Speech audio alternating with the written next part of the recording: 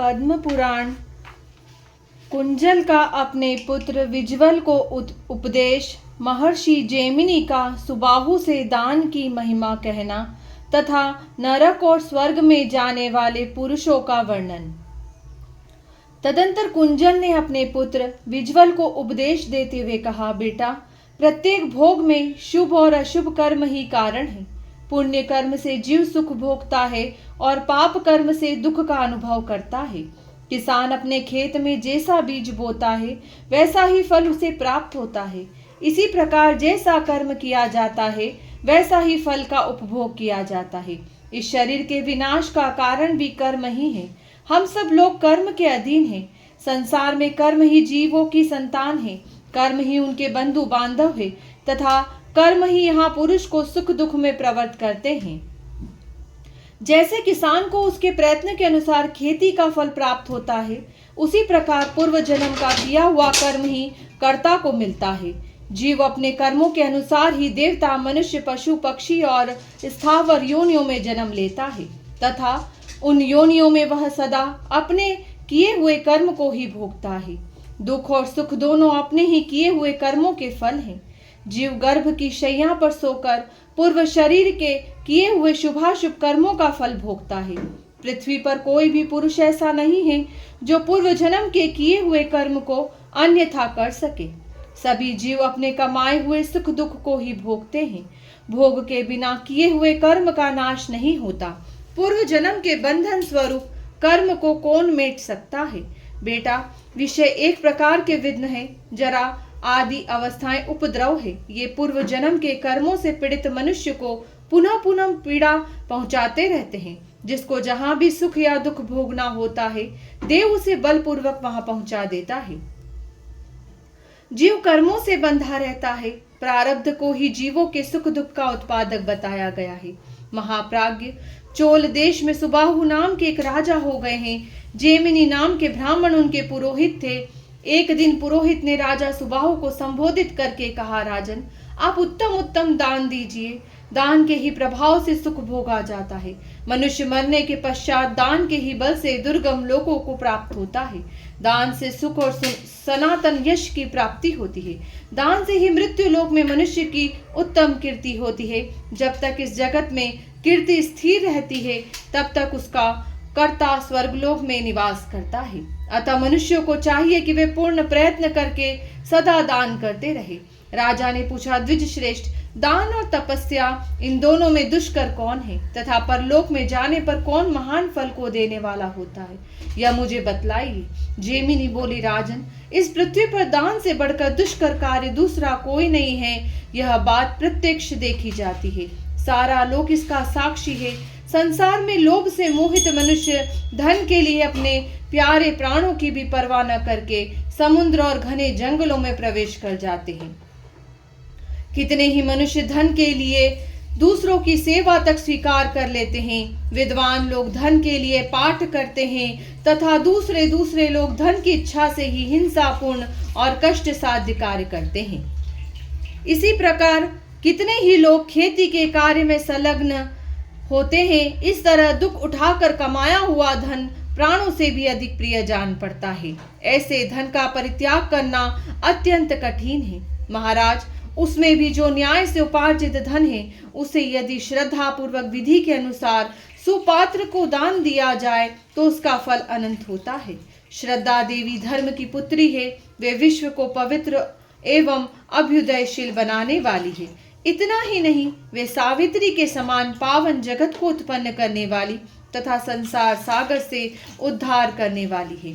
आत्मवादी विद्वान श्रद्धा से ही धर्म का चिंतन करते हैं। जिनके पास किसी भी वस्तु का संग्रह नहीं है, ऐसे अकिंचन मुनि श्रद्धालु होने के कारण ही स्वर्ग को प्राप्त हुए हैं। नृपश्रेष्ठ, दान के कई प्रकार हैं, परंतु अन्नदान से बढ़कर प्राणियों को सद्गति प्रदान करने वाला दूसरा कोई दान नहीं है। इसलिए जल सहित अन्न का दान अवश्य करना चाहिए। दान के समय मधुर और पवित्र वचन बोलने की भी आवश्यकता है। अन्नदान संसार सागर से तारने वाला हित साधक तथा सुख संपत्ति का हेतु है। यदि शुद्ध चित्त से श्रद्धा पूर्वक सुपात्र व्यक्ति को एक बार भी अन्न का दान दिया जाए तो मनुष्य सदा ही उसका उत्तम फल भोगता रहता है। अपने भोजन में से मुट्ठी भर अन्न अग्रग्रास के रूप में अवश्य दान करना चाहिए। उस दान का बहुत बड़ा फल है, उसे अक्षय बताया गया है। जो प्रतिदिन सेर भर या मुट्ठी भर भी अन्न न दे सके वह मनुष्य पर्व आने पर आसिकता, श्रद्धा तथा भक्ति के साथ एक ब्राह्मण को भोजन करा दे। राजन, जो प्रतिदिन ब्राह्मण को अन्न देते और जल सहित मिष्ठान भोजन कराते हैं वे मनुष्य स्वर्गगामी होते हैं। वेदों के पारगामी ऋषि अन्न को ही प्राण स्वरूप बतलाते हैं। अन्न की उत्पत्ति अमृत से हुई है। महाराज, जिसने किसी को अन्न का दान किया है उसने मानो प्राण दान दिया है, इसलिए आप यत्न करके अन्न का दान दीजिए। सुबाहु ने कहा, द्विज श्रेष्ठ, अब मुझसे स्वर्ग के गुणों का वर्णन कीजिए। जैमिनी बोले, राजन, स्वर्ग में नंदनवन आदि अनेकों दिव्य उद्यान हैं जो अत्यंत मनोहर, पवित्र और समस्त कामनाओं को पूर्ण करने वाले हैं। इनके सिवा वहां परम सुंदर दिव्य विमान भी है। पुण्यात्मा मनुष्य उन विमानों पर सुखपूर्वक विचरण किया करते हैं। वहां नास्तिक नहीं जाते, चोर, असंयमी, निर्दय, चुगलखोर, कृतघ्न और अभिमानी भी नहीं जाने पाते। जो सत्य के आधार पर रहने वाले, शूर, दयालु, क्षमाशील, याज्ञिक तथा दानशील हैं, वे ही मनुष्य वहां जाने पाते हैं। वहां किसी की रोग, बुढ़ापा, मृत्यु, शोक, जाड़ा, गर्मी, भूख, प्यास और ग्लानि नहीं सताती। राजन, ये तथा और भी बहुत से स्वर्गलोक के गुण हैं। अब वहां के दोषों का वर्णन सुनिए। वहां सबसे बड़ा दोष यह है कि दूसरों की अपने से बड़ी हुई संपत्ति देखकर मन में असंतोष होता है तथा स्वर्गीय सुख में आसक्त चित्त वाले प्राणियों का पुण्य क्षीण होते हैं। सहसा वहां से पतन हो जाता है। यहाँ जो शुभ कर्म किया जाता है उसका फल वही स्वर्ग में भोगा जाता है। राजन, यह कर्म भूमि है और स्वर्ग को भोग भूमि माना गया है। सुबाहु ने कहा, भ्रमण, स्वर्ग के अतिरिक्त जो दोष रहित सनातन लोक हो उनका मुझसे वर्णन कीजिए। जैमिनी बोले, राजन, ब्रह्मलोक के ऊपर भगवान श्री विष्णु का परम पद है। वह शुभ, सनातन एवं ज्योतिर्मय धाम है। उसी को पर ब्रह्म कहा गया है। विषयासक्त मूढ़ पुरुष वहां नहीं जा सकते। दंभ, लोभ, भय, क्रोध, द्रोह और द्वेष से आकृत मनुष्यों का वही प्रवेश नहीं हो सकता। जो ममता और अहंकार से रहित, निद्वंद, जितेंद्रिय तथा ध्यान योग परायण है, वे साधु पुरुष ही उस धाम में प्रवेश करते हैं। सुबाहु ने कहा, महाभाग, मैं स्वर्ग में नहीं जाऊंगा। मुझे उसकी इच्छा नहीं है। जिस स्वर्ग से एक दिन नीचे गिरना पड़ता है उसकी प्राप्ति कराने वाला कर्म ही मैं नहीं करूंगा। मैं तो ध्यान योग द्वारा देवेश्वर लक्ष्मीपति का पूजन करूंगा और दाह तथा प्रलय से रहित विष्णु लोक में जाऊंगा। जैमिनी बोले, राजन, तुम्हारा कहना ठीक है। तुमने सबके कल्याण की बात कही है। वास्तव में राजा दानशील हुआ करते हैं। वे बड़े बड़े यज्ञों द्वारा भगवान श्री विष्णु का यजन करते हैं। यज्ञों में सब प्रकार के दान दिए जाते हैं। उत्तम यज्ञों में पहले अन्न और फिर वस्त्र एवं तांबुल का दान किया जाता है। इसके बाद सुवर्ण दान, भूमि दान और गोदान की बात कही जाती है। इस प्रकार उत्तम यज्ञ करके राजा लोग अपने शुभ कर्मों के फल स्वरूप विष्णु लोक में जाते हैं। दान से तृप्ति लाभ करते हैं और संतुष्ट रहते हैं। अतः राजेंद्र, आप भी न्यायोपार्जित धन का दान कीजिए। दान से ज्ञान और ज्ञान से आपको सिद्धि प्राप्त होगी।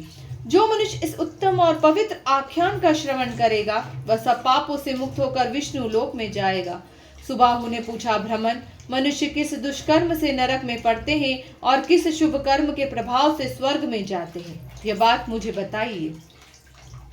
जैमिनी ने कहा, जो द्विज लोभ से मोहित हो पावन ब्राह्मणत्व का परित्याग करके कुकर्म से जीविका चलाते हैं वे नरकगामी होते हैं। जो नास्तिक है, जिन्होंने धर्म की मर्यादा भंग की है, जो काम भोग के लिए उत्कंठित, दाम्भिक और कृतघ्न हैं, जो ब्राह्मणों को धन देने की प्रतिज्ञा करके भी नहीं देते, चुगली खाते, अभिमान रखते और झूठ बोलते हैं, जिनकी बातें परस्पर विरुद्ध होती है, जो दूसरों का धन हड़प लेते हैं, दूसरों पर कलंक लगाने के लिए उत्सुक रहते हैं और पराई संपत्ति देखकर जलते हैं, वे नरक में जाते हैं।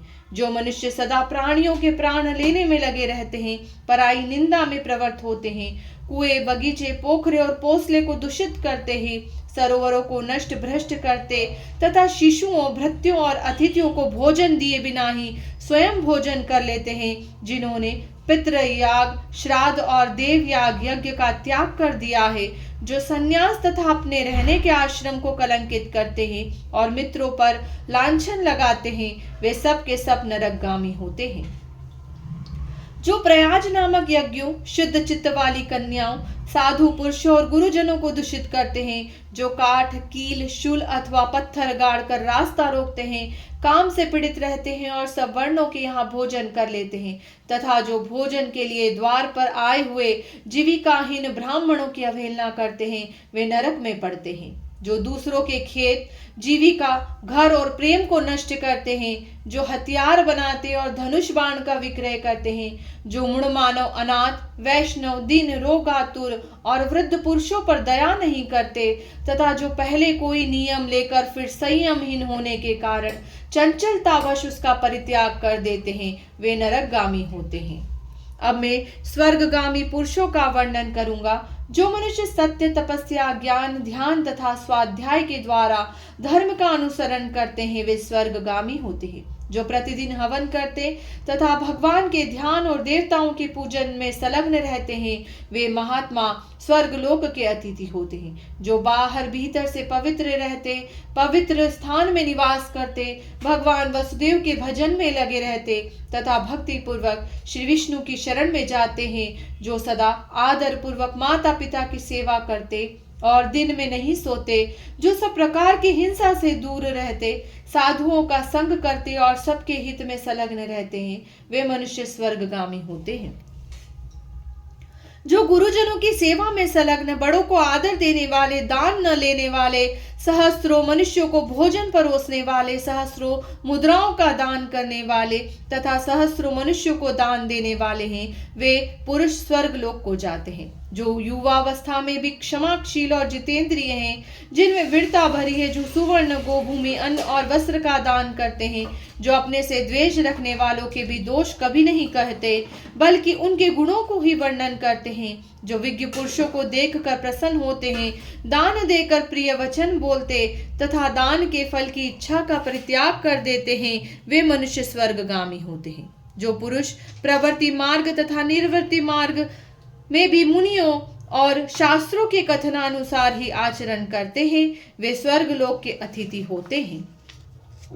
जो मनुष्यों से कटु वचन बोलना नहीं जानते, जो प्रिय वचन बोलने के लिए प्रसिद्ध हैं, जिन्होंने बावली, कुआं, सरोवर, पोसला, धर्मशाला और बगीचे बनवाए, जो मिथ्यावादियों के लिए भी सत्यपूर्ण बर्ताव करने वाले और कुटिल मनुष्यों के लिए भी सरल है, वे दयालु तथा सदाचारी मनुष्य स्वर्गलोक में जाते हैं। जो एकमात्र धर्म का अनुष्ठान करके अपने प्रत्येक दिवस को सदा सफल बनाते हैं तथा नित्य ही व्रत का पालन करते हैं, जो शत्रु और मित्र के समान भाव से सराहना करते हैं और सबको समान दृष्टि से देखते हैं, जिनका चित्त शांत है, जो अपने मन को वश में कर चुके हैं, जिन्होंने भय से डरे हुए ब्राह्मणों तथा स्त्रियों की रक्षा का नियम ले रखा है, जो गंगा, पुष्कर, तीर्थ और विशेषतः गया में पितरों को पिंडदान करते हैं, वे स्वर्गगामी होते हैं। जो इंद्रियों के वश में नहीं रहते, जिनकी संयम में प्रवृत्ति है, जिन्होंने लोभ, भय और क्रोध का परित्याग कर दिया है, जो शरीर में पीड़ा देने वाले जूं, खटमल और डांस आदि जंतुओं को भी पुत्र की भांति पालन करते हैं, उन्हें मारते नहीं, सर्वदा मन और इंद्रियों के निग्रह में लगे रहते हैं और परोपकार में ही जीवन व्यतीत करते हैं, वे मनुष्य स्वर्गलोक के अतिथि होते हैं। जो विशेष विधि के अनुसार यज्ञों का अनुष्ठान करते, सब प्रकार के द्वंद्वों को सहते तथा इंद्रियों को वश में रखते हैं, जो पवित्र और सत्य गुणों से स्थित रहकर मन में वाणी तथा क्रिया द्वारा भी कभी पराई स्त्रियों के साथ रमण नहीं करते, निंदित कर्मों से दूर रहते, विहित कर्मों का अनुष्ठान करते तथा आत्मा की शक्ति को जानते हैं, वे मनुष्य स्वर्गगामी होते हैं। जो दूसरों के प्रतिकूल आचरण करता है, उसे अत्यंत दुखदायी घोर नरक में गिरना पड़ता है, तथा जो सदा दूसरों के अनुकूल चलता है, उस मनुष्य के लिए सुखदायिनी मुक्ति दूर नहीं है। राजन, कर्मों द्वारा जिस प्रकार दुर्गति और सुगति प्राप्त होती है, वह सब मैंने तुम्हें यथार्थ रूप से बतला दिया।